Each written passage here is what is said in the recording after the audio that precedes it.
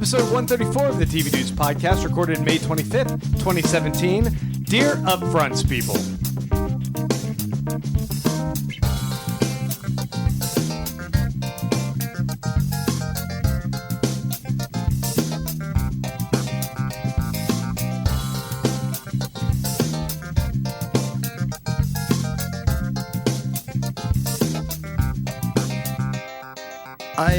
I feel like this is kind of an open letter kind of podcast. Oh, yeah? This one, yeah. Because, Dear Upfronts people, I mean, the name is because we're going to talk about the Upfronts, Network Upfronts. We're also going to talk about Dear White People on Netflix, which is a great show. Spoilers, we liked it. And, but the reason Dear Upfronts people works as an open letter title is because I have a list of grievances for people who put together trailers for Upfronts. Oh, I don't know what they're doing, but it's saccharine garbage usually, and it doesn't seem to ultimately fit the tone of whatever they're trying to sell. When we get to it, Yes. I have a few suggestions for them. And a few... Oh, sorry. No, go ahead. no, go ahead. No, I was just going to say that I kind of hope that you're going to pull a list out of your pocket of letters you cut out of magazines. Grievance number 1. No, that's the Like letter. a fucking ransom like a letter? ransom note. That's yeah. the letter I sent to the networks. But now, if they listen, they'll know it was me. I went to all that trouble of cutting out Thanks the a magazine. lot, Ashley. Thanks a lot. Shit. That's This also is literally why we can't have nice things. You This just doxed Randy. this is why we can't kidnap people either. This is what happened. Well, that and I drive a 2-door Honda Civic, Yeah. but it'll die one day, and then I'll get not that enough room. hatchback. I feel like a hatchback is the worst for kidnapping someone. No, you just pop it open. They go right in, close it But down. it's so open-ended. They could just like hop into the back seat from there. That's That's true. true. That's true. And I presumably overtake me, because it wouldn't take much to overtake me You while have I'm to driving. you have to use chloroform. Okay. Yeah. Taking notes. I'm taking Yeah. notes. Use chloroform and I'm a cutting out hatchback. notes letter by letter onto my creepy thing. It's how we all take notes. It's a really weird way to take notes. It's very time consuming. This escalated quickly. Hey, folks, yes, so we are going to be talking about Dear White People over on Netflix. And because we're all over the place on how much each of us did our homework, namely me, I dropped the ball, we're going to be talking about The Leftovers, but we're going to leave some of these other shows for next week. Hopefully I have more time to watch TV next week. But before all that, we're also going to be talking about the Upfronts, because they're here. They came out last week, and we didn't have time to like review them all before discussing on last week's episode. But that's okay. We got them now, and we're gonna tear them up, like Randy said. Everybody knows what the Upfronts are, right? They do. It's a TV podcast. They Well, gotta know what the Upfronts are. you can explain them again. So the Upfronts are where the networks present their upcoming new shows and trailers for their returning shows, basically for advertisers, so that the advertisers can determine what they want to spend their hard-earned money on, trying to convince you people to buy things. And these days, it also goes out to the critics, so the critic can prejudge shows harshly. Yeah. That's what we're gonna do. For example. Before we get into all that, we are the TV Dudes. I'm Grant. I'm Randy. I'm Ashley. And there's a couple ways you guys can support us if you're liking what you're hearing. First up, iTunes. Go and give us a 5-star rating, write a review. That helps us out, gives us visibility. Another way to help us is over at patreon.com. There you can make a per episode pledge, and in exchange you get bonus exclusive content. It's kind of a sweet deal. And I don't know what we're going to discuss this week. We're going to have to figure that out, We'll but come up with something. it'll be something juicy. Okay. Sorry, that's weird. That was weird. The weirdest part is that he winked. It's not a video podcast. Why did I wink? That was just for you two. And those are the only two ways. But I will say that we got a generous new donation from our listener, Jacob Elsner. Would you say that that's a third way to support the show? Yes, you can do a direct donation if you would like. You can Patreon us at admin@thetvdudes.com if you are so inclined, and it's very much appreciated. Well, you weren't going to do something weird? Well, there is a fourth way you can support us. Fourth way! There's a little bit of video out there on the internet. There's a video of me dancing in joy about the Terriers coming back. Mm-hmm. There's a video of you dancing on a car. Yeah. This exists. I don't know how much video there's of Ashley. I destroyed those videos. Oh, okay. Yeah, it was back in the 70s before you could put things on the internet. So you're gonna have to get on Ashley's Facebook or Twitter and steal some still pictures of her. But my assignment to you people this week is you need to make That won't be weird. You should do make it. an upfront video Yeah? for the TV Dudes. Oh, man. I need you to make go watch some of these upfronts and then make a coming this fall, the TV Dudes podcast. find either some schlocky music or an outdated pop anthem. Put it in there.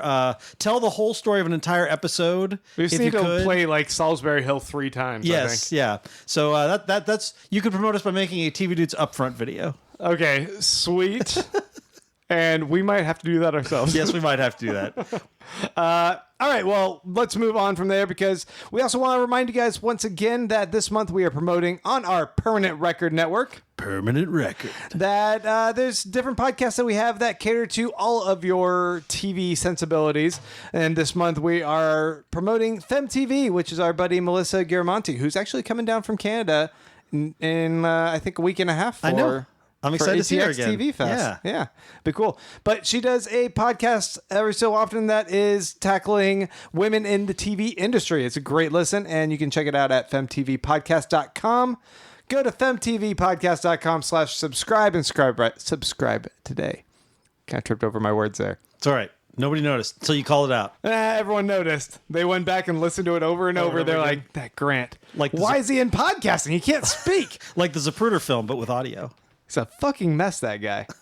All right, let's go on to our questions from you, the listeners. If you guys like us on Facebook, we put up a little post once a week. And our first question, gotta go to Nick Thies. All right. And he says, TV Revenge Update. Nick is our buddy over at the UGO podcast, and he's been giving us a long and winding, initially Game of Thrones themed revenge update between him and his roommate. And here's where the chapter picks up.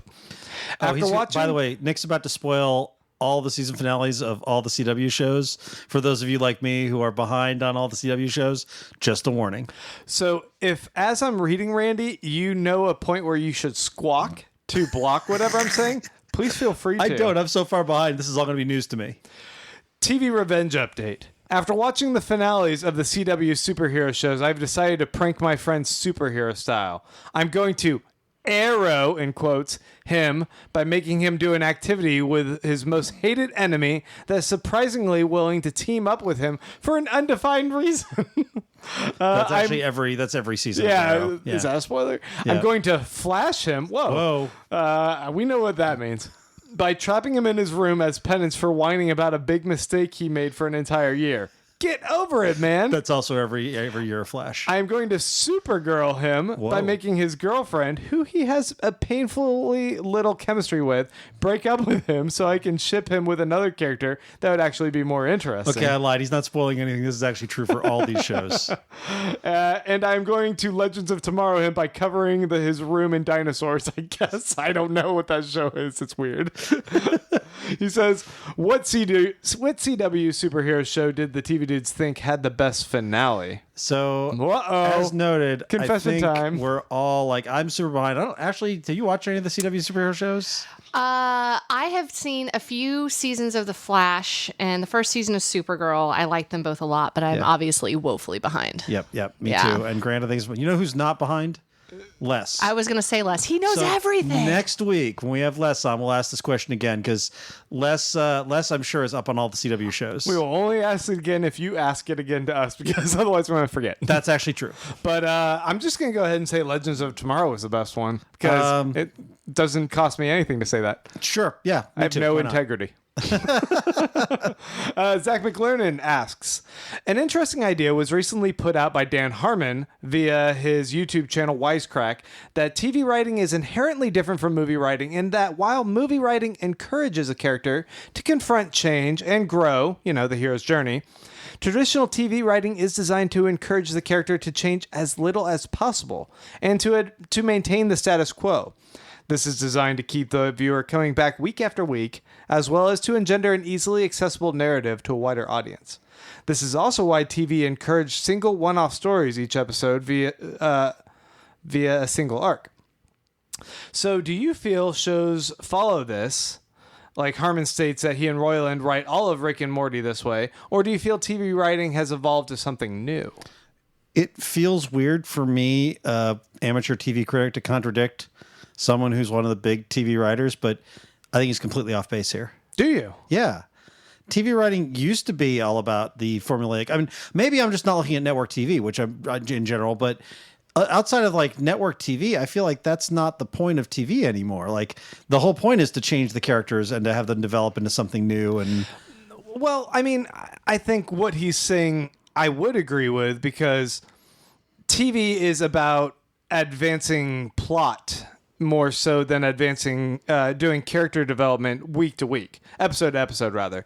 Right. You want to have the character evolve through a season, but not necessarily through an hour of television. So it is going to be a much slower paced development of the individual characters, because you want that constant frame of reference, whereas in a movie you're trying to tell a complete end-to-end story, and that's why you have that arc. That's why you oftentimes will have a longer time span that kind of takes place within a movie than like okay, I guess an afternoon. I guess I TV. see what you're saying, but that's just the difference in format, because the 13 episode TV series is going to be the same arc as a 2-hour movie, right? It's just a different time space.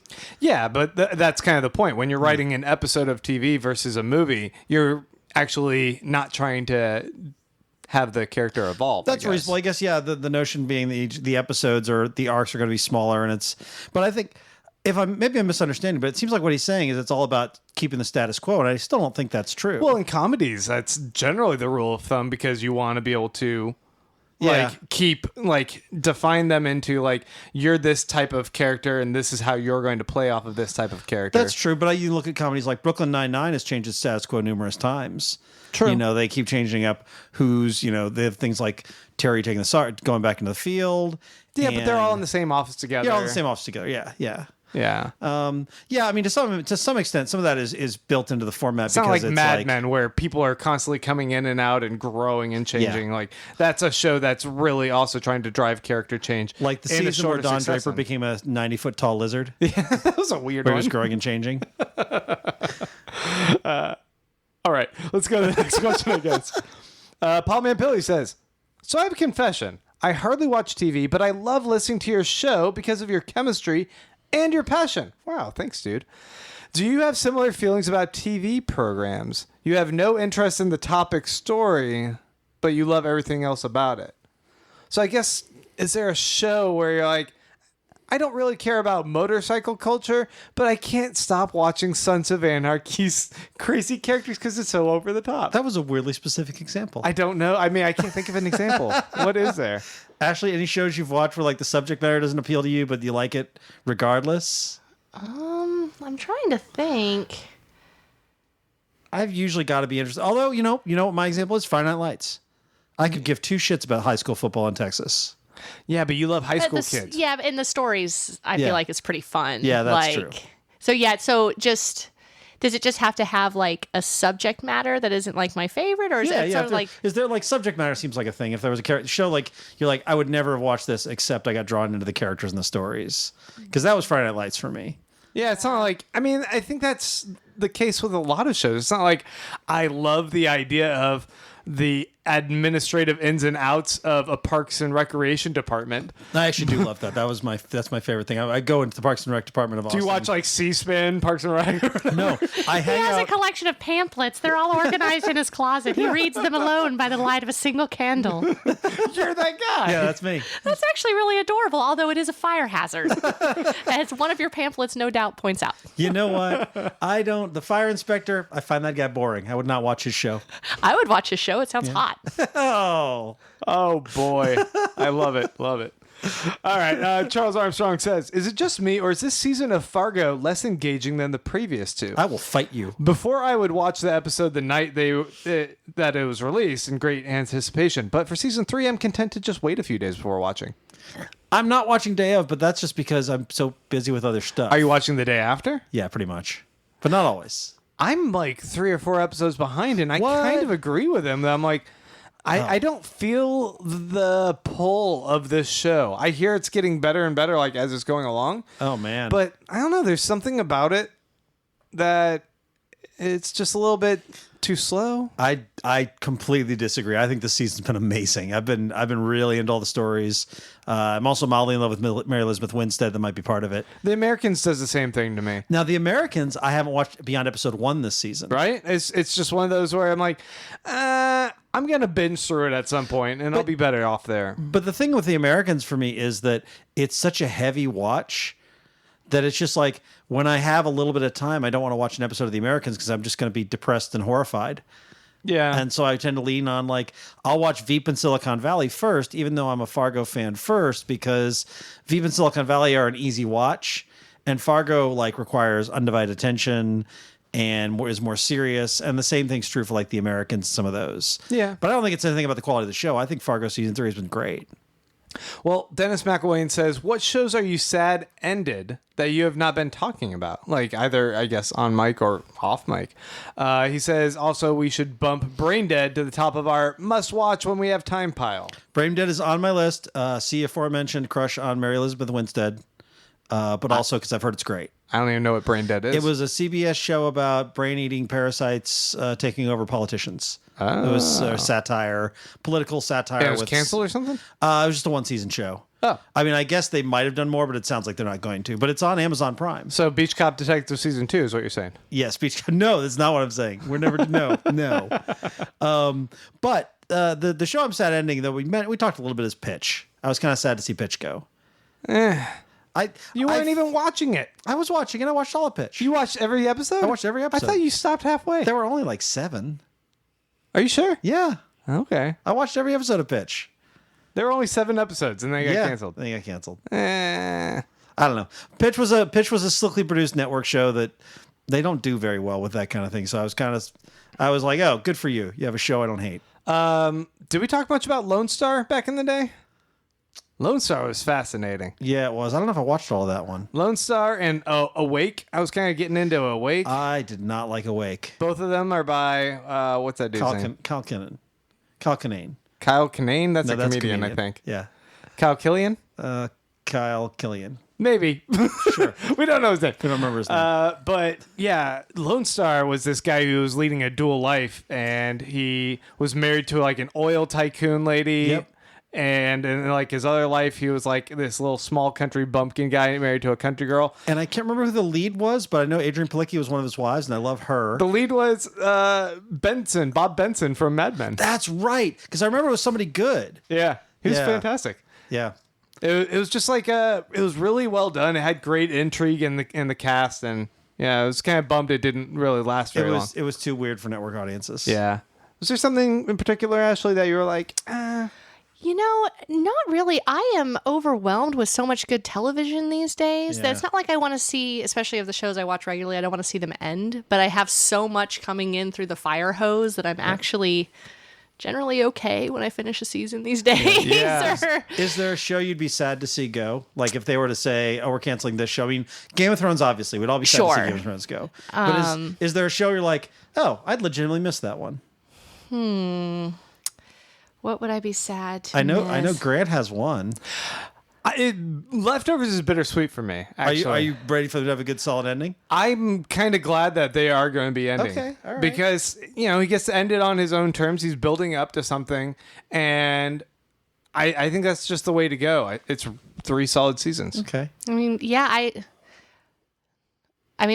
guess most of them are pretty obvious. Like, I obviously want to, like, Better Call Saul, Yeah. that kind of stuff. But If this was the last season of Unbreakable Kimmy Schmidt, would you be sad? I would be. I really like that show, and I watched all of the season 3, and I really liked it a lot. Yeah, I it's thought so it was fantastic. great. Were you sad when 30 Rock ended, or do you feel like it was at its point that it probably needed to go? I was sad, but I kind of felt like in the last season they did a really good job of joking about how they're starting to get into a loop that they Yeah. can't break out of. Maybe a little bit of Yeah. what Dan Harmon was saying in his critique of television writing. Yeah. Then once you get to like season 7, season 8, maybe it's good to go out on a high note. Yeah.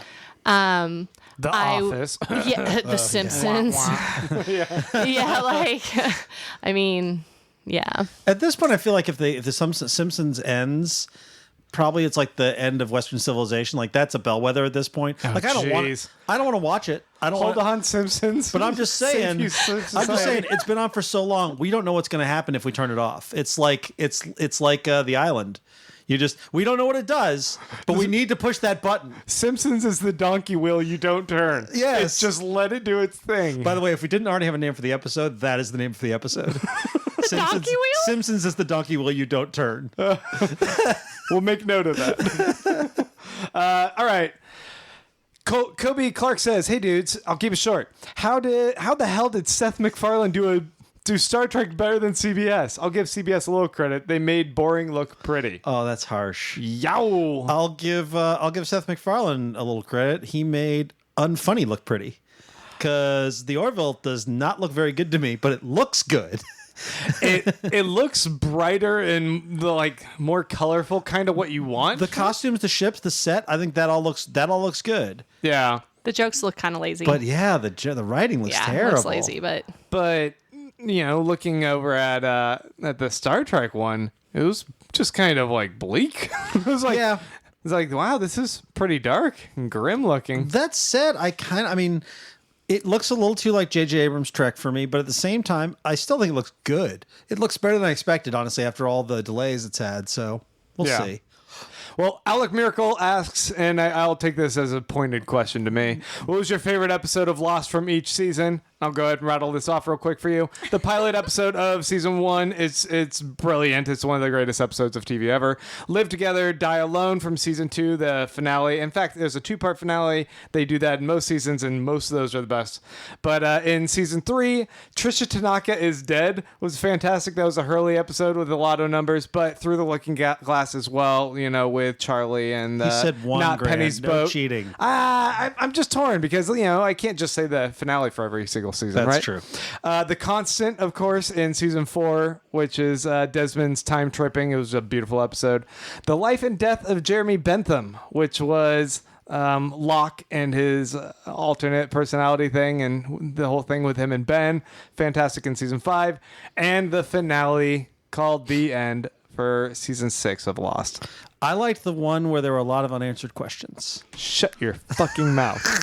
That was episode 1 before they answered in all the other episodes. They answered everything. I like the part where it's is he dreaming? Is it a flashback? Are they all on the same island? That episode? That one was my favorite. I also like the one where Sawyer said sarcastic things and Jack and Kate stared longingly at each other. Guys, I am taking my podcast. I'm going home. I am going home. I like the episode where they say goodbye to that polar bear.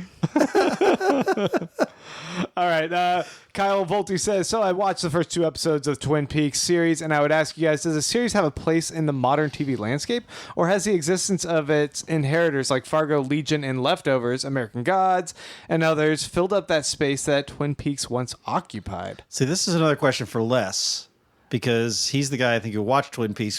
We're holding off till next week because Les... Yeah, we are going to be discussing it next week. That's a good question. Did you watch it, Grant? I did not. Did you watch Twin Peaks? No, I haven't gotten to see Twin Peaks yet. But did you watch the old ones? Did you watch the... Oh, yeah, lots you of times. did? Okay. Yeah, I've seen those many times. So what do you think? Because I'm not a Twin Peaks fan. Do you think it still has a place in TV? Oh, interesting. You are not a Twin Peaks fan. I'm not. I tried. I didn't think I knew any of those. I tried watching and I couldn't get into it. It was too late because I think if I watched it back when it was originally on, I would have been super into it.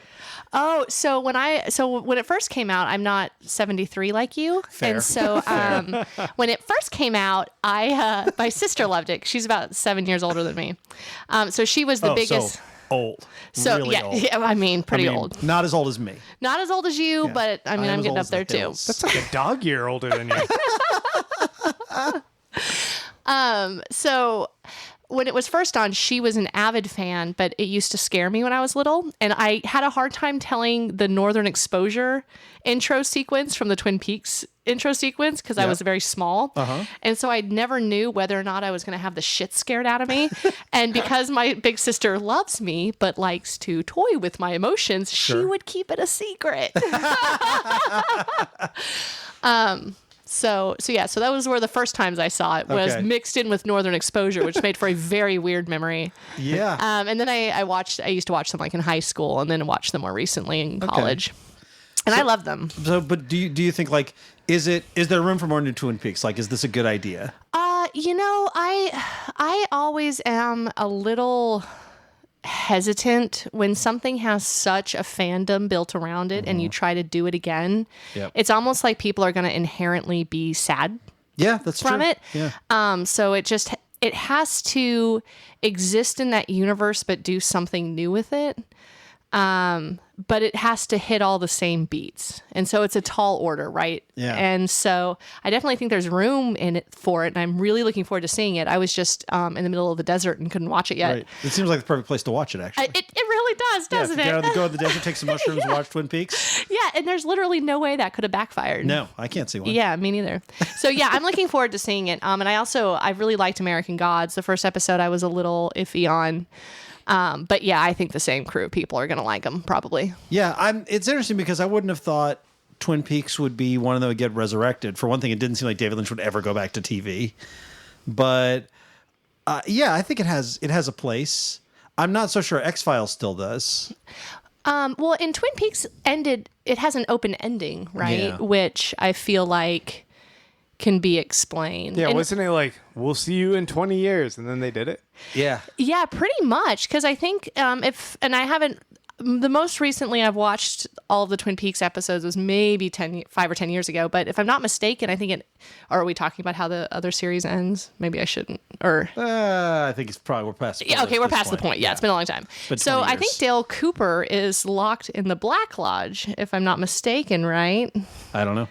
I've never seen this. Yeah. Like, Oh, it's- okay, I yeah, feel yeah. like I'm- So there's threads, not just because it's a little bit polar bear Miss Monster in its own right, but I think it has open plot points that Okay. they could just pick up from. All right. So maybe we'll get another Lost season just to explain, like, Twin spoon feed Peaks? shit to you, Randy. You know what's funny, Grant? I actually think that they probably could do a Lost revival here and pretty soon, and people will be super psyched to see it. I thought he was going to say your face, but he didn't. In your face. Okay, last question comes to us from Jonathan Michael, who says, what character actor could be considered the Kevin Bacon of television? The actor who's connected to every other TV actor by, like, at most 6 degrees. In your nigh infinite TV trivia knowledge, well, that's high praise, you guys can think of some people. High praise or a challenge? It's a challenge. So, Grant, you threw a name out, which I didn't know, but then I looked him up like, oh, yeah, that guy. Zelko? I never know how to say the first name. Zelko Ivanek is Yep. how I'm going to say it. Look it up. Even though you don't know that name, you know that guy. Zeljko. He's like a bad guy in everything. I swear he was like in V, Yep. and he was in... I think he was Doug Stamper on House of Cards. Isn't that his name? Not Something Doug like that? Stamper, but he looks It's just not like the same guy? No. That's actually the actor's name? Yeah. His name's Zelko. So he's not the same guy. It's not the same guy. Oh, my God. I thought it was the same guy. No, but he looks like that guy too. Okay, I thought that guy's was, also in a lot of I was stuff. like, maybe Doug Stamper was the character's name. No, I'd he was in forgotten. Heroes Okay. for a bit. He's just kind of like a bad guy henchman. You'll see him and you go, Well, oh, yeah. Doug Stamper's one of my answers apparently because I thought it was the same dude. and then I was going to say Garrett Dillahunt because that dude's in a lot of stuff. I mean, he was on Justified. He was on Deadwood. As 2 different characters. Yeah. And he's been in a bunch of movies too, so you can connect him through a bunch of stuff. Paul Mampilli said Munch from Homicide. Yeah, that's a which good is, it's interesting, though, as well, because, A, there's a bunch of actors that you can just branch out from Homicide, him just Yeah. being on that show. Yeah. But also, he's one of those guys that his character has been on other shows, and he is a link that connects, like, a shared universe of all these different TV shows. Yeah, there's that whole theory. So, like, X-Files exists in the Homicide universe and Yep. all that because Munch is the same character. Kind of cool. All right, we're going to take a break, and then we'll be back with some upfronts.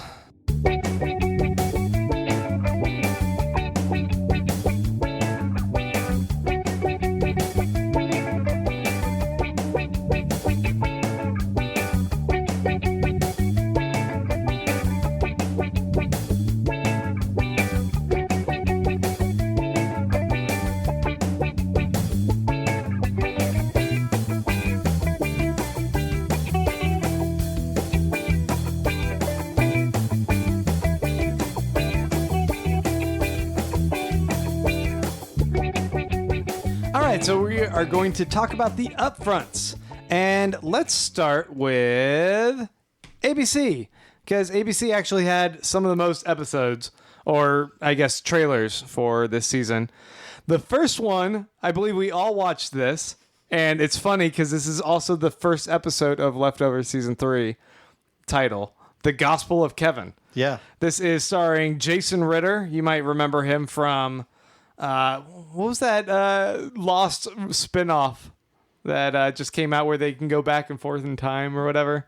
I don't know which. Fast Forward, I want to say it's called. Was it Fast Forward? Was he in Fast Forward? I feel like he was in Fast Forward. I thought that was somebody else. Maybe. I could be wrong. I don't know. I should have looked up his IMDb. You might remember him from something we don't remember him from. That's so mean. It was that good. Okay, but this Kevin is a guy who apparently gets touched by a guardian angel because he's one of the special chosen people. Not touched in that way. Yeah, essentially.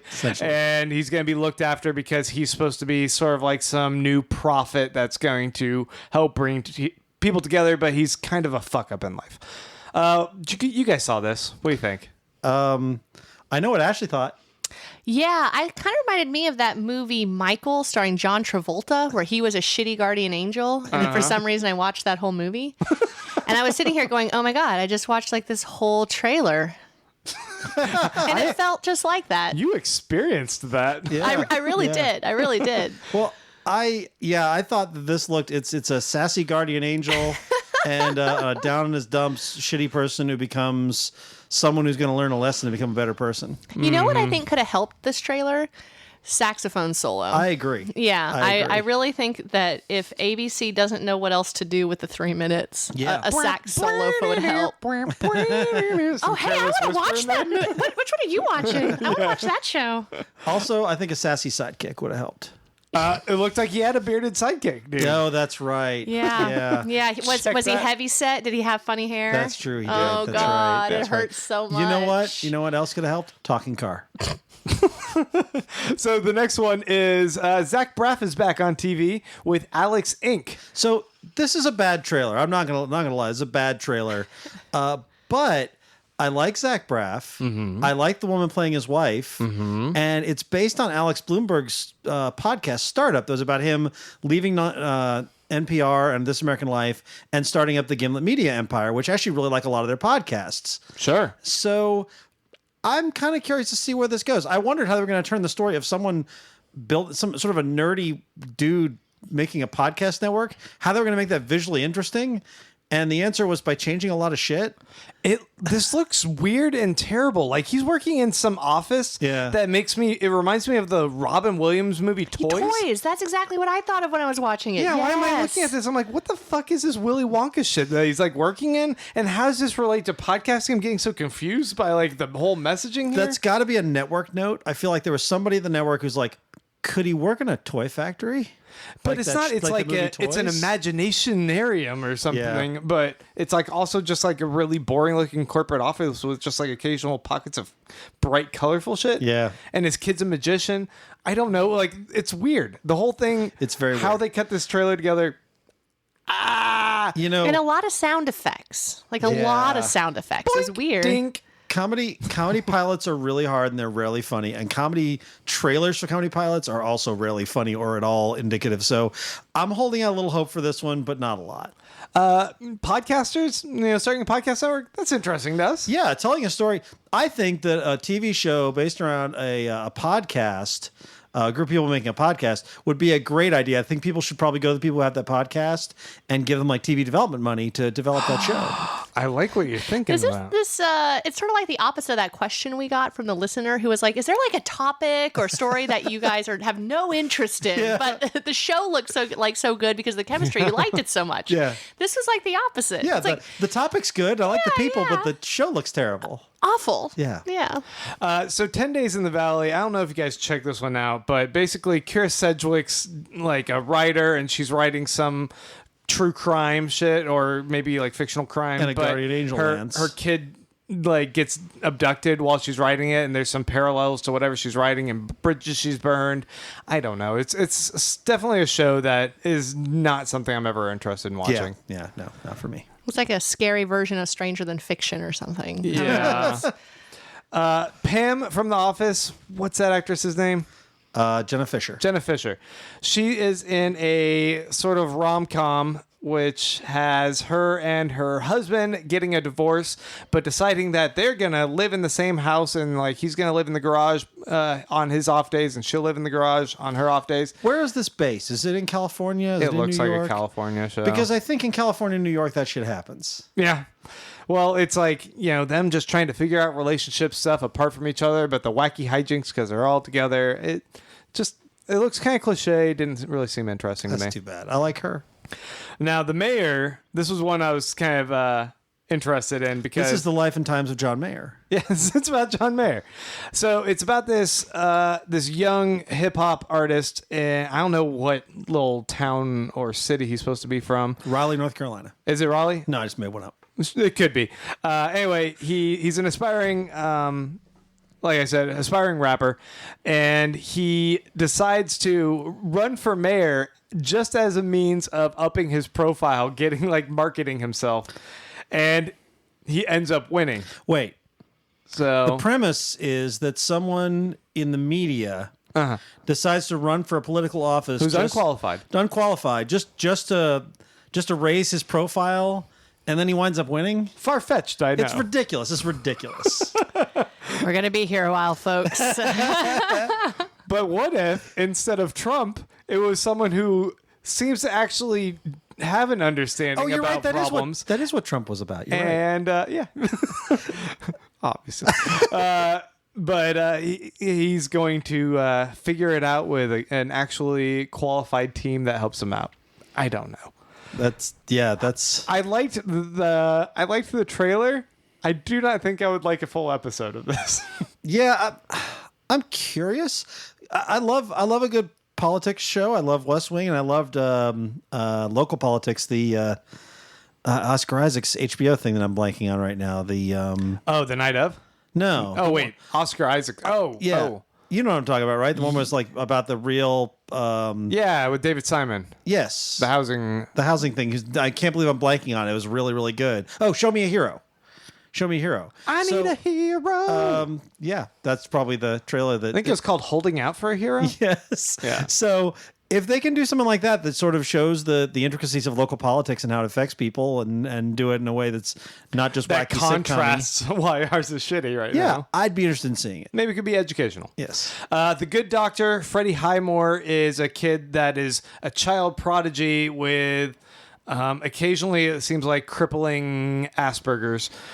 So, but a doctor takes a chance on him, played by Toby from The West Wing. Okay. Because he's just like on every show. That's another guy who's just Yeah. like on everything. But he takes a chance on him and brings this prodigy in, and he's saving lives while struggling with how he socializes. Kind of like House, I guess, but Yeah. in a less dickish way. For the People, that's just another like legal drama thing that's like helping out people. I don't know. There should be shows about lawyers on TV. Yeah, just skip that. The Crossing, however, this seemed like it's from the network that brought you Lost. And Steve Zahn is in this sci-fi adventure series, which I guess is going to have a lot of people like that cross over into our world from the future. Okay. And they just suddenly show up and they're there to like, because I guess it's fucked up in the future. It kind of sounds like The Travelers a little 12 bit. Monkeys. 12 Monkeys. There's a lot of other shows to that are the kind Future. of doing this thing. But it also seems like they're dropping into like a town that's full of peculiarities as well. Here's the question. We got a lot of questions. We should take some notes. I'm going to cut out some letters and take some notes for next week. Okay. We got to ask Les if he's going to watch this show. Because Les loves time travel. I want to watch it just because they said from the network that brought you Lost. From the network that brought you Lost. I was like, fair enough, you assholes. You know what? You had know me what? at Lost. You know what else? That show with the Guardian Angel from the network that brought you Lost. So true. All right, and last from ABC, Roseanne's coming back. What do you guys think about this? They didn't actually they didn't film anything new to show us. It was just like a montage of this is what the show used to be. I'm pretty firmly in the don't care camp. I don't. Were you a big fan, Ashley? I liked the Roseanne show, but yeah, I'm kind of kind of the same situation. It's Yeah. It's not like an actively don't care. I literally have no opinion. yeah. Yeah. But I liked it. I liked Roseanne when it was on. Yeah. I'm not gonna watch it if it comes back. This is in the Fuller House camp for me. Yeah, that's a good comparison, I would say. Are they gonna call it Roseanner? Rosanna. Yeah, I don't Also, know. didn't that series end and they were like, "Oh, we won the lottery. Never mind, it was all a dream." Yeah, and I think they said they're going to address that. Is that how Dan comes back? Because it was all a dream? Yeah, I think so. Well, I thought that actually it was a dream that he lived at all Yeah. because he died after the first heart attack during Darlene's wedding. Maybe shit. maybe it's going to open with Dan in the shower, and he's going to step out and be like, "I'm alive," and also I'm John Goodman naked, And then he's gonna have a heart attack and again. he's going to have a heart attack and die. That's what Rick and Morty would do. Third time? Yes, Just that's how Rick and Morty how would many do it. times must I die on this show? Okay, let's jump over to CBS real quick because they have a Young Sheldon, which is a spin-off of Big Bang Theory God with, damn it. with their most popular character. The show looks fucking terrible. It's a young version of him living in East Texas. But I will say that the actor, the young little kid actor, is doing a dead-on impression. That's great. This show's being made as a personal punishment for me, is all I can assume. And I also don't have assume to that- watch it, dude. I also assume that Kat Dennings is somehow going to be cast in it. Oh, jeez. I'm so sorry. I'm going to spend the next 6 months trying to find ways to trick you into accidentally watching it. You're going to put in the credits for Northern Exposure. I'm I'm like, gonna- oh, yeah, I love Northern Exposure. Yeah, this won't be scary. Oh my God, it's a Big Bang spinoff. You bitch. But like, I'll hide the remote. And it'll be like midnight, so you're not going to get up to change the channel. You're going to watch the whole episode. This is a diabolical plan. You see? know. This is why I was upset. I knew that Ashley has some kind of diabolical plan. I love it. So they also have some other shows that just did not interest me. They have a SWAT show and a SEAL team show, which are just, police and... They have and, a SEAL team show too? Yeah, it's called SEAL Team. Oh. And Is it actual SEALs? Yeah, I wish that'd be a lot more interesting. Because if it was actual SEALs, I'd be in. It's a spinoff of Terriers. This Yes. is about dogs. It's about dogs. It's about SEALs. It's David Boreanaz from Angel and Bones. Man. He's a former SEAL, and he's like back home having trouble with it. Good for that guy working though, man. That guy has had a long TV career. He bounces from big project to big Yeah, project. good for him. Making that money. Yeah. SWAT follows a SWAT team in LA, I guess. You know what's interesting about this? What? I mean, nothing about watching the show, but the climate has changed a lot, and SWAT is not going to be. It's going to be real hard to get us on board the SWAT guys at this point. Well, in the preview, right at the beginning, a white guy shoots a black kid accidentally. Oh, jeez. And that's like the ballsy, start of it. Ballsy to tackle it, I guess. And then it shows like his buddy, kind of who's the lead, rushing in to like help save the kid and like put him in the car and drive him because the ambulance isn't gonna get there in time. Whatever. Because that happens with cops in LA all the time. Yeah, yes. Ambulance can't get Let's here. save the black kid we accidentally shot. That happens all the time. It does. It's such a nope. Me, Myself, and I is a 3 time period study of a character, and this is what's his name? Bobby Moynihan as a middle-aged dude. John Larroquette is a little bit older version of him, and then there's a kid version of him, and it's like exploring his life and like all the points in his life that seemed shitty, I guess, for him. That's interesting. It's comedy. Yeah, I like John Larroquette. I like Bobby Moynihan. it's it didn't have a laugh track as far as I could tell. That's a good start. But 9JKL did. It's about a son who gets a divorce, and so he moves back in with his next door to his parents and his brother, all in apartments 9J, K, and L in a building, and it doesn't look good at all. Also, what the hell kind of premise is that? I don't know. The saddest premise ever. That's more sad than Roseanne coming back. It really is. Yeah. Over at NBC, they have 2 trailers. One is for The Brave, and one is for Law and Order: The Menendez Brothers. So I actually watched both of these. Okay. Law and Order Menendez Brothers, the Law and Order True Crime. Obviously, I know what they're doing. It's because People versus OJ and the Jinx and how to get away with murder or whatever that one was called. Yeah. Making a murder. Making a murder and getting away with it, getting with it. jinx and Yes, and getting jinxed. slipping on a banana peel, Yes.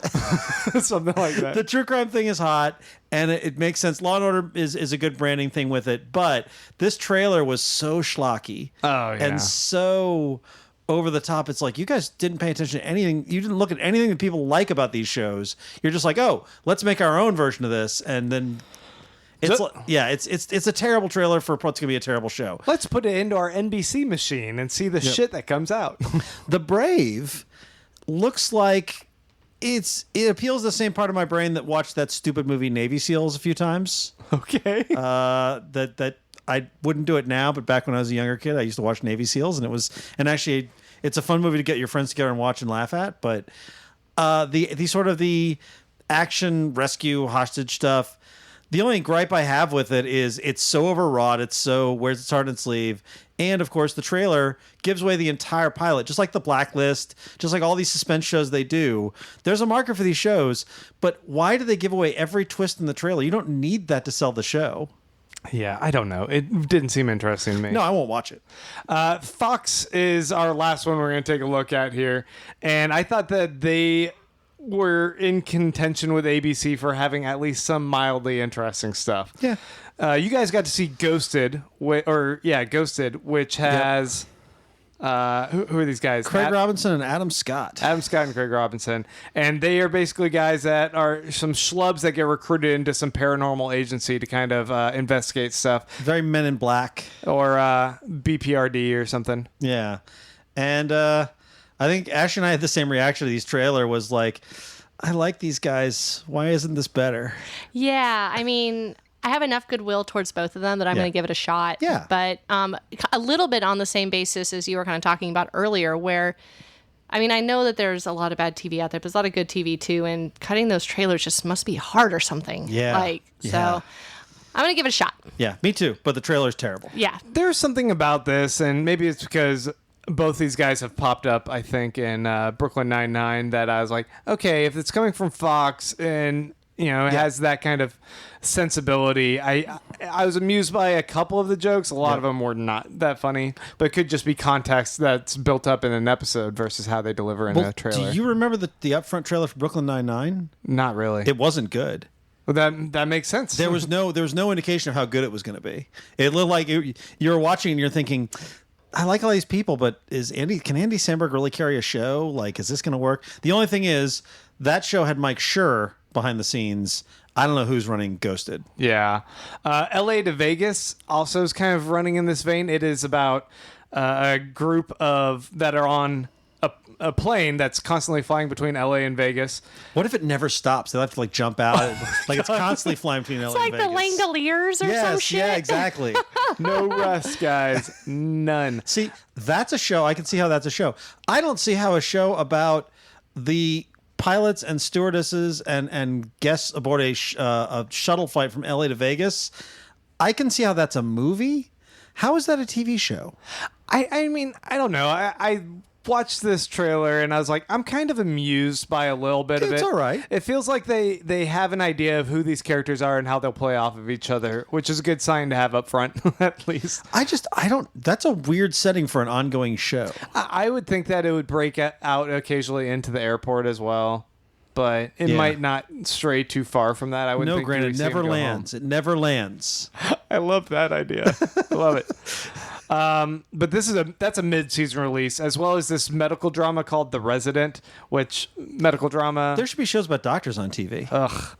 That one skip. But the last one I want to discuss with you guys is The Orville. Yeah. Which is Seth MacFarlane's take on Star Trek. I guess we could also talk about the Star Trek trailer. Yep. Here as well. We can kind of touch back on it again. So he's doing this comedic take, but it's not. The weird thing is it's not Galaxy Quest. It's not Galaxy Quest. And it's not fully comedic. It's an hour-long show, so there is going to be some seriousness. Like the missions and things are actually, I think, going to have. It's not all boing, goofy Spaceballs type stuff. It's Seth MacFarlane can't resist doing jokes, but he obviously clearly loves Star Trek. Yeah. So the thing about this is it looks really good. Like the ships look good and the sets, and it's got Adrienne Palicki in it, and I love her. And Kind of liked a little bit of their chemistry there. I thought their weird alien who's sort of their straight man alien was kind of interesting. Like there is potential here, but the jokes are all like really lame. Yeah, him doing like one with an alien about like marital problems and whether or not you leave the toilet seat up. Yeah. It was just like, oh, why did you write that into an episode? Yeah. Was there nothing more creative you could come up with there? And I think Seth MacFarlane, he's always just like, you know that his instinct is kind of like Kevin Smith. His instinct is always to go for the poop joke. His ego, I think, just shines in everything that he does when he's on screen. Yeah. I don't think I like him as an actor because I think he's just so smarmy that I'm like, oh, fuck off, dude. But, he's only a couple steps away from like Joel McHale. Yeah, but Although if Joel McHale was in this show, I'd be much more interested. Joel McHale has an ability to humble himself about things That's occasionally. true. I mean, he's not always the dick. He'll make himself look like an idiot as well. That's true. Where, I don't know. Yeah. It's just too much swagger to Seth MacFarlane. Yeah, although, you kind of, Tim Allen played the captain in Galaxy Quest. You need too much swagger occasionally. So it might work. Tim Allen's good, though. He earns his big bucks. Oh, God. I think you don't like him personally. My prediction is this show is either going to be surprisingly good or awful. There will be no in between. There's not going to be like, oh, it's all right. No, it's going to be it's going to be, oh, this is really good. Or, wow, that was the shittiest thing they've ever put on TV. Yeah. I don't see mediocrity for it. I think it's gonna soar or crash. So Upfronts overall? Oh, so let's talk about the Upfronts. Okay. Because I have a letter that I'm writing by cutting out letters from newspapers. You have a lot of time on your hands. I do. So I think that there's a few rules for people making upfront trailers. One, you guys can't have any more pop music until you've learned how to use it. So we're taking all the pop music away. You also can't have sappy orchestral music because you overuse that as well.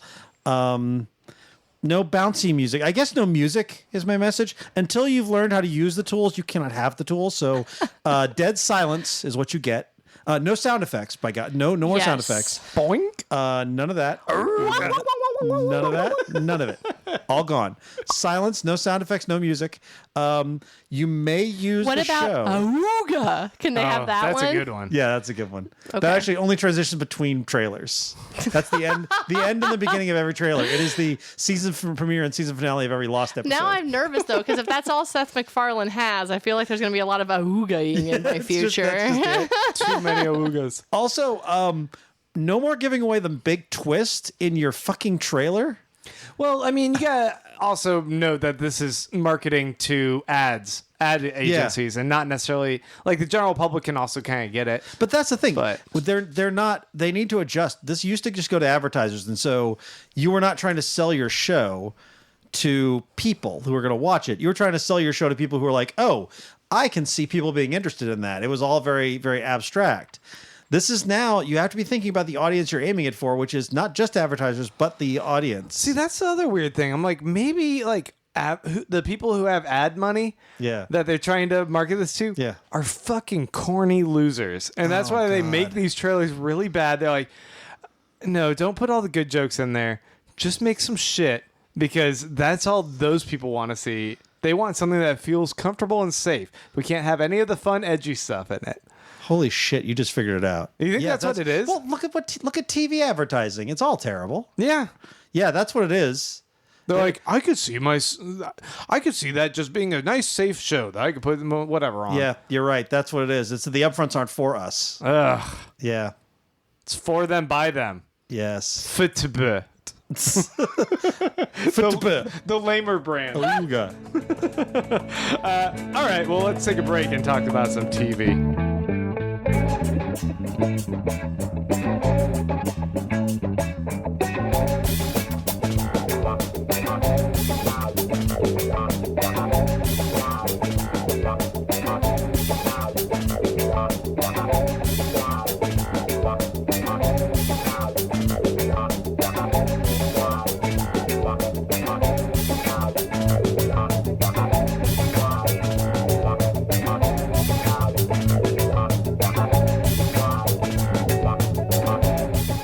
So we're going to be talking about the first season of Dear White People over on Netflix, and then we're going to be wrapping up with me raving about Leftovers as usual. And me trying to make it sound as ridiculous as possible for Ashley, who's never seen a moment. I'm looking forward to it. I should warn you, there's nothing as exciting as the Lion sex cult. Okay, and I should warn you that in addition to Twin Peaks, I have seen other things David Lynch has done, so you have your work cut out for yourself, sir. Fair. Well, you guys were able to check out Dear White People, so you guys give us a rundown. What do you think? I really liked this. Yeah, I loved it. So, I guess it is a series that basically follows. It takes place at an Ivy League college, at a dorm that is definitely predominantly, but almost entirely African American. Yeah. And it kind of follows. Each episode focuses on a different student at this college, all of them Black.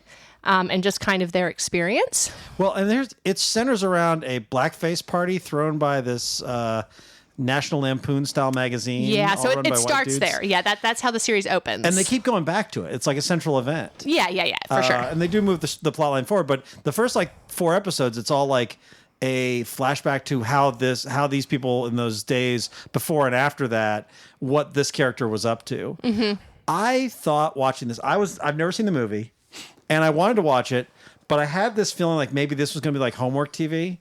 Like I was going to be watching it because I felt like it was important to watch. Mm-hmm. But then you said it was really funny. Oh, yeah, it's super funny. It's hilarious. And I sat down to watch it, and I binged the whole thing in like 2 days. I did the same thing, too. It's very watchable and very funny, and the characters are great. Like, this is a fantastic cast. Yeah, it's...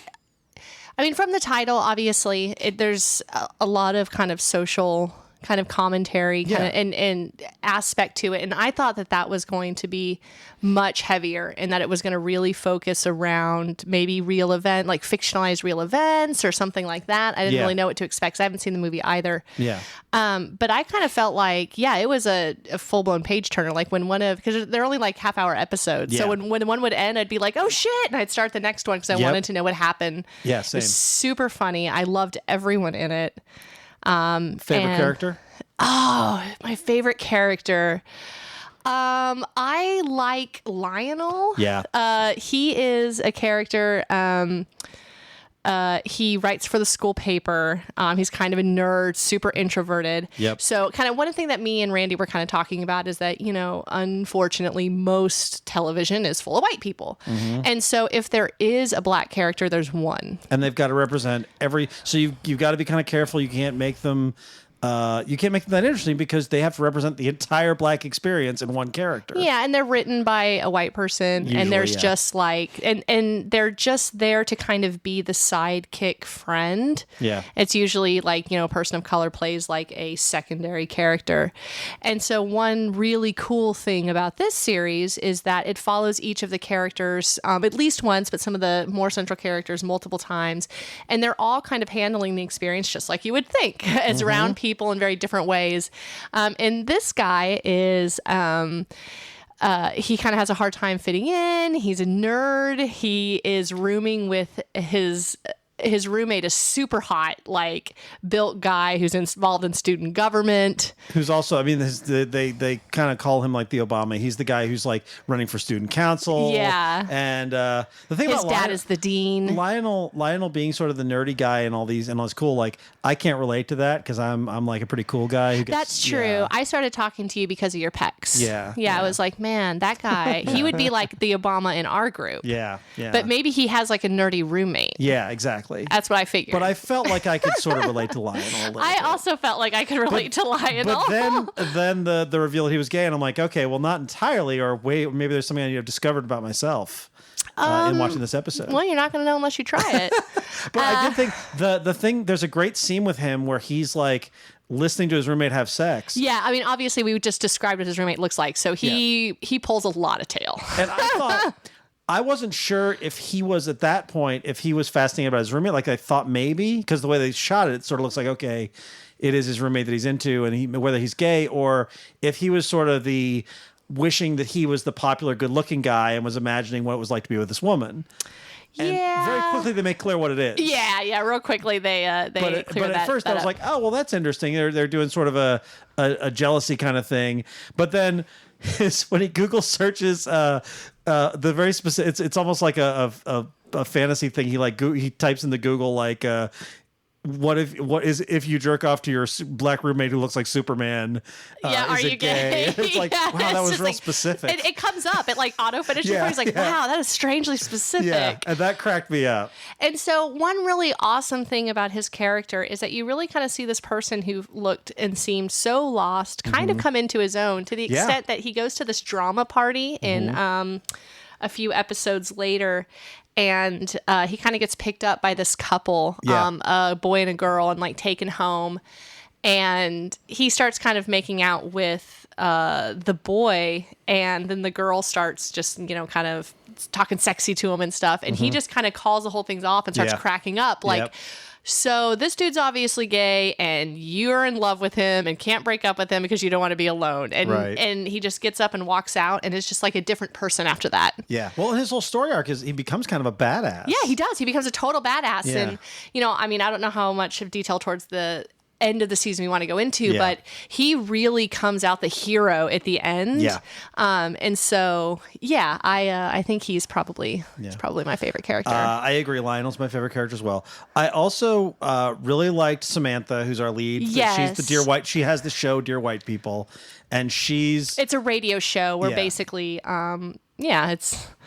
it's an open letter to white people. Yes, yeah. that makes constant good points. Obviously, I actually audibly gasped when they revealed that she had a white boyfriend. I was like, that was a good reveal. I was like, yeah, holy shit, I I was did not not see that expecting coming. that either. And they did a good job with that character because he's a little douchey on occasion. Like, Yeah. he's trying a little too hard. Like, he had the Josephine Baker poster and the Malcolm X autobiography or the biography. He really wants to be an ally, and he is. And he but, is. I mean, and honestly, I can relate to him. Like, for I sure, want to be yeah. an ally, but we're all trying But too hard. it was occasionally a little cringy when he's in there, and I'm like, Oh, dude, God. you should not be here. And to his credit, the character usually knows when to just shut up. Like, you should not be here saying anything. You can listen, and even that's a little intrusive. Yeah, and they're really sympathetic to every character. So they follow Yeah. him one day. Yeah.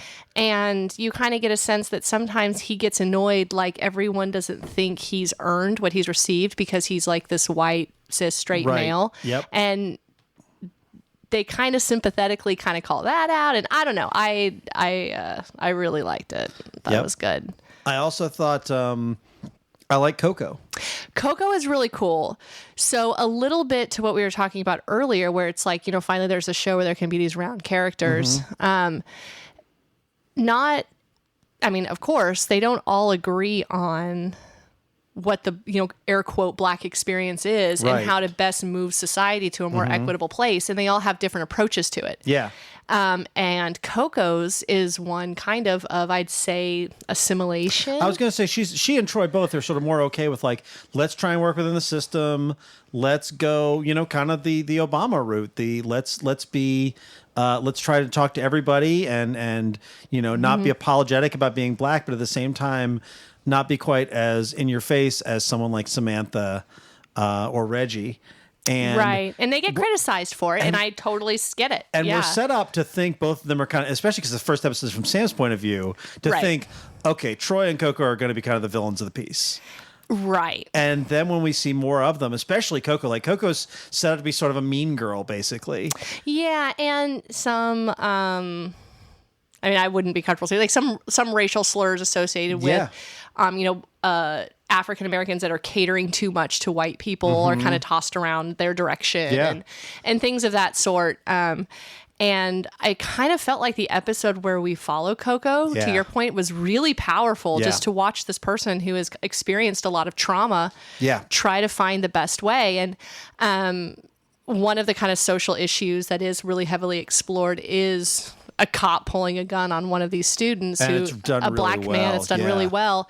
And Coco's point is kind of like, I told you guys so. Like, if you're dead, like, how woke are you if you're dead? Yeah. Like we can't, and you get it. You get it instantly. That was a really good, it was one of those things that really hits you. Like if you've never thought about it, it really hits you at that point. I mean, there's something I've considered that kind of thing before, but to see it sort of laid out that way in fiction was really, really effective. Yeah. And I love the reveal of Coco and Samantha's past.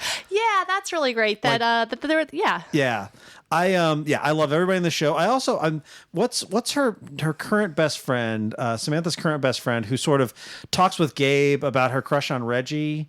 I really liked her. She was sort of a smaller character, but I really liked that character, and I'm blanking on her name. Is it Joelle? Yes. Yeah, that's it. That's played it. by Ashley Featherston. Yep. Is that Yep. it? Yes. Yeah, I didn't know she was named Ashley. I don't like her anymore.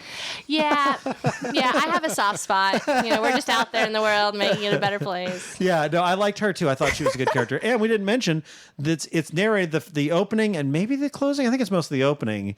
Has this sort of every episode, somewhat sardonic overview of where the show is. It's done by Giancarlo Esposito, and he's perfect for it. Yeah, he does this really good job. Yeah. But this is a great show, and it gets into a lot of things that, like, it's about the school experience and that kind of thing too. But it's much more universal than you might think. It's not, if you are a white person, it is definitely still for you. Even though it's not made for you, you should watch this because it's really, really interesting and funny. Yeah, I really liked it. I thought it was great. I love all of the stuff that they tackle. It's really funny. Yeah. I mean, the storylines are surprising. There's really so much to recommend it. And it does do a really good job of kind of representing, I feel like, where society is and a little bit holding a mirror up to it. Yeah. For people who might even her white boyfriend, and in some ways, I think some of the stuff that it would be like, oh God, why? But it's like, I was like, oh, okay, yeah, I could see myself stepping in it in that fashion. You know what I mean? Yep. Trying to be an ally and failing. Yeah.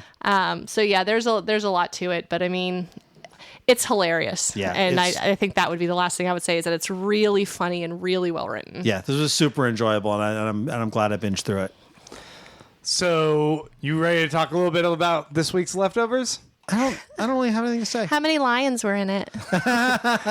Just one truly beautiful, tragic lion. What color was his mane? Was it pink? Her mane. What? Amy Brenneman, her hair is like a mane of a lion, right? That's true, yes. This was a Lori episode. This was episode 6 of 8 episodes we get. There's only 2 more left. I know. Next week's the penultimate. I know. And you know Lindelof and his penultimate. But this episode was called Certified. And yeah, it explored Lori, and we start off in the beginning with a flashback to when she was still a therapist, and she's talking to the lady who actually was in the very first scene of the episode, the mom who loses her baby in the car. Yep. The baby disappears. I thought it was interesting to see that character again. Yeah, it was nice, kind of a little nod back to her. And we even see the backs of 2 ladies in white later from the what was it, Guilty Remnant, the Guilty GR? Remnant, yeah. And I was like, oh, is that the lady who got stoned? But we never see the front of the face. It would be a weird cameo, I think. But yeah, we get to see this flashback to her kind of talking to this lady, and this is where you first see Lori kind of detach, start processing her grief in a truly tragic way that has her just say, I don't know how to help you. I don't have the answer to this anymore. This is beyond me. And we see that Lori is suicidal. She takes all those pills. She writes a suicide note. She's ready to give up on everything. Yep. It was a heartbreaking scene and made somewhat comedic by her, going and switching and trying to adjust different ways where she wants to be found with a suicide note before ultimately that puking scene. And was it you that was talking about we have a lot of these projectile vomit scenes? No, it wasn't me, but I did notice this. That was some real vomiting. I don't know if she just put a bunch of stuff in her mouth. I almost started wondering, are they CGing all this? Because that's a big commitment. It could be. It didn't look CG. Or she could have vomited that. Yeah. I don't know how they did that shot, but I would imagine usually they have a tube to the side. You know, so I don't know how they would have managed the timing that one. of Yeah, I don't know. Yeah, it was really sick. Really, it was gross. It was very gross. I was just fascinated by this is such a heartbreaking episode. Yeah.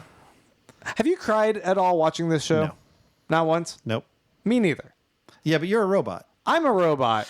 The thing is, Lindelof's. You're not emotionally attached to this. No, I'm not emotionally attached. Lindelof is somewhat emotionally distant. It's a Kubrick kind of thing. Like Stanley Kubrick stuff doesn't really draw me in either. There's a certain coldness to it that doesn't draw me in. I'm not. I've cried at. I cried at Lost. Like when Sawyer and Juliet got together at the end. I cried at that. Oh, I never cried at. I don't cry at anything. You're a robot. But I know a lot of people said they cried at this episode, especially at the end when like she's on the phone with her kids. Yeah, I'm not emotionally attached to this show. And anyone listening, we're gonna spoil stuff, obviously. Yeah. But let me get to the big question then. Yes. She kills herself, right? I'm not sure. Really? To be honest, I kind of lost the thread in this episode. I was drifting in and out. I wasn't super into it. Oh, you weren't as engaged. I was not. Well. But I mean, how could she not? That's a whole build-up. It ends in silence to like really emphasize that she takes Nora's suggestion of like how she could kill herself without like making anyone else think that she committed suicide. Right. She goes scuba diving, and all she has to do is adjust the air underwater, and it'll be like, oh, what a freak accident that killed her. Yeah. So that's what she ends up kind of embracing. Yeah. But you see kind of her journey to. Lori is shown as like very rational and very controlling. Like everyone else is constantly freaking out, and she just wants to be this voice of reason. Yep. And when she joined the GR initially, it was because she was letting go of all of that. Mm-hmm. She couldn't handle it anymore because she didn't have the answers for herself, and so she just had a break. And what ended up bringing her back from that was ultimately Jill. And Kevin, and going beyond the pale with like how terrible they could be to everyone else. Yep. But she eventually kind of crawls back from that, back to her old self, who's there to try and provide therapy to people, like help them dealing with the impossible to deal with. And I think it's interesting that she gets to a point where she's like, I don't have to do that anymore. When she goes and finds Kevin. Garvey Jr. Yeah. And that his dad and the Australian lady and John all want him to basically kill himself as like a sacrifice in their crazy belief that he will go into some underworld and stop a great flood from coming. Mm-hmm. It's crazy, but it's like their faith driving this idea that like he can be some sort of savior. Yeah. She's no longer trying to control that. She's like, if you want to do it, you do whatever you're going to do, Here's the thing about Lori that bugs me. Yeah. There's suicidal because of depression, and that's a whole other thing. Her suicidal seems very controlled and sort of deliberate. And I feel like given that she's had 2 husbands and 2 kids, that hers is particularly selfish. I feel like she makes a deliberate decision like that. But she's not trying to burden anyone with her committing suicide. She's just leaving. Right, but I mean, She has no dependence anymore. She has John. She's like, they've built a new life together, and she's just going to leave him behind now. Well, they just like she did with Kevin and Jill, and I mean. But they had that conversation where it's like I thought it was kind of. Clearly, they're propping each other up in a way, but he very much has a different set of values and a different thing he needs to get in order to get over his grief. Yeah, and it's not the same for her, and she could be the nag who's constantly like wagging her finger and telling him not to, but he might kind of need that. But ultimately, she shouldn't have to be his parent if they're in that relationship, and I think it's similar to. Kevin and Nora in that they're like in this toxic codependent relationship. Yeah. But, ultimately she realizes she doesn't need that anymore. I think that's what's disconnecting me from Leftovers is that I like to think of myself as kind of a cynic, but when it comes to romance and relationship stuff, I'm not. And these are all broken people. Nora and Kevin had gotten to a place of sort of equilibrium to some extent, and they keep falling apart. And I'm like, okay, so what I thought was sort of the 2 of them sort of saving each other is just codependent, terrible bullshit, and it's not fun for me to watch. Oh, and it's too dark. Like Leftovers is really too dark for me. It is a super dark show. Well, season 2 I thought had gotten a little lighter. Yeah, and season 3 has swerved right back into that darkness, which I think might be a mistake. Well, I mean, where I'm thinking this is heading Yeah.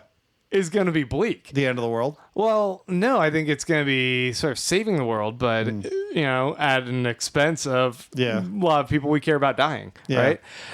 And that was what was great about season 2 ending, because ultimately in season 2, and I think I'm using the word ultimately a lot, you have Kevin like wandering listless, and he finds the one thing he truly wants, which is family, and he Yeah. gets it, and he feels complete with that. Yeah. But that's not really what he wants, because we see in season 3 he's back to feeling this emptiness and this pain. I think that's what it was. Is that I liked season 2. I liked where it left off. It ends beautifully, And I kind of didn't want to see the story beyond that. So for me, I kind of think I wanted it to end with season 2, where it was like not ideal, but like on a note of hope. And I don't think that's where we're going. And it's certainly not the direction of this season. I mean, with Lori, basically, I guess we could say gone. Probably, yes. Yeah, it's already a bleak yeah. outlook at the end. I'll say this. I'm glad that Nora finally got the chance to punch Lori, accidental or not. Because she calls her out for like, you put mannequins of my family in my house. Yeah. Like they've never really addressed that Laura really like terrorized Nora. Yeah. And they've never really addressed that. They've been circling each other for this long. And so whether or not it was an accident that she punched her in the face, I'm not entirely convinced it was. And she was also being a dick and fucking with Lori. She deserved it. Yeah, yeah. So I'm glad that Nora got her slight revenge. I mean, just seeing those two in the scene together too. Yeah, they're I mean, both, Amy Brenneman and Carrie Coon together. Yeah, I'd watch that no matter how depressing the show is. I mean, we're having. I with the last 2 episodes, I would assume it's going to be Kevin and it's going to be Nora, and seeing what happens with both of them. Nora is going to go into some experimental machine, or she's going to try. I don't know. Like, they've already rejected her, so how does she like just kind of swing in there and be like, Yeah. "I'm still taking it"? They'd be like, "No, we're not even She's sure you how to turn on the going to machine." run in and push all the buttons and jump in front of it. But I like, I don't know. I like Matt being there, kind of by her side. Yeah. I always forget the two of them are related. Yeah. That they're brother and sister, like, and then they'll be His together and they'll accent say is so something. And off-putting. I'm like, okay, right. What if the final episode is from the point of view of the smoke monster? Yes, a tie-in. There was something. Was it this week or last week? There was something that I was like, "Is there a tie-in between this?" Oh, with the French guy maybe pushing the button. Oh, yeah. There's a great part where they're around that table talking about the French guy who detonates this. Yeah, nuke. they told us why the naked French dude launched nuclear Because he missiles. thought there was some egg under the earth that would release this Godzilla, or he had to Yes. kill this Godzilla. He or had to kill whatever. Godzilla. And they're all laughing about how irrational that is. Well, they're also talking about how they have to drown Kevin so he can be the savior to stop a flood, so that Kevin Sr. can do a rain dance song. It's like, that's also crazy. No, that makes perfect sense. Yeah. I mean, it seems like where this is building up to for Kevin is that he would die and maybe see Lori. I would think he would see a lot of his loved ones in this sort of hotel afterlife again. Yeah. If that happens. And maybe he does something, maybe he doesn't, that might save things. Yeah. But whatever. I don't know. I think I would like it to end on an optimistic note. I wouldn't have said, I don't expect it to But be. I think whatever it's going to be bittersweet. Yeah. Yeah. This was a very emotionally heavy, I thought, episode, even though robot, Robots don't cry. and you don't care. No. But yeah, it's sad to see her character go. Maybe we'll see her in one more little flash. We might. We might.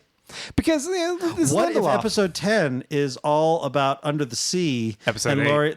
Episode 8. Yeah, the final episode is all about Lori living under the sea as a mermaid. she becomes a mermaid. Yeah, exactly. Happy ending. That was never her dream, but that was my dream. Yes. I like it. That's beautiful. All right. Well, we're going to believe in that sort of fan retcon there. That she's a mermaid. If we don't see her again, that's canon. I mean, this is Lindelof. He's building up to potentially a side universe, just like in Lost, where people are able to confront their loss and their pain and do some serious adulting. You know what, Grant? I'm going to make a bold prediction. Yeah. There's a bunch of rain coming. There's going to flood the earth. Mm-hmm. The surprise ending, they're all mermaids. Oh, All right. If it's not contradicted, that's canon.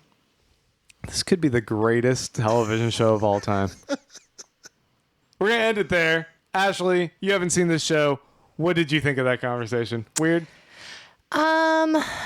Yeah, I guess it started out with some suicides, went to a Disney show, but there may or may not be some biblical references and a lion. Heavy-handed. Yeah. Okay. Yeah. No, she got it. Okay. you Okay. got it. Well, Randy, so you don't like anything too dark. The weird thing is, I do sometimes. Did you like Black Mirror? Because I love Black okay, because it's Mirror. real good, Yeah, but that's yeah. dark as fuck. Yeah, He I doesn't don't- like sad dark. Oh, okay. Yeah, sometimes I do, sometimes I don't. I don't know. Melancholy. Melancholy, maybe I don't like. Yeah. Okay. Yeah. I don't like melons or collies. I mean, That's I not true. I don't love generally both those like things. melancholy, but I find that the surreal sci-fi aspect of this just melds perfectly with it. That I'm game for whatever. Yeah, yeah. It lets you spin up your speculative brain. And I don't need happy, positive characters or a fulfilling relationship that is actually successful, I guess. In this. I guess usually with my dark stuff, I like dark humor. Yeah. Even like something like Hannibal, that's pretty dark, and Black Mirror. Yeah. There's a sort of dark sense of humor that runs through it. Yeah. Leftovers has a little bit of that, but it is somewhat. Maybe it's too sincerely dark. Yeah. Oh, so these are going to turn into the kind of mermaids that like lure sailors. Yeah, goth mermaids. Goth mermaids. Yeah. the bad girls of the sea. Oh, do you think their favorite movie is going to be The Crow? All right, Ashley, Randy, thank you guys. And thank you, listeners. We are out for the week. We will be back next week with less to talk. A bunch of stuff that I should have watched this week. Kimmy Schmidt and Twin Peaks. Kimmy shit. Kimmy Shit. Oh, no. Kimmy Shit and Goth Mermaids. TV Dudes out.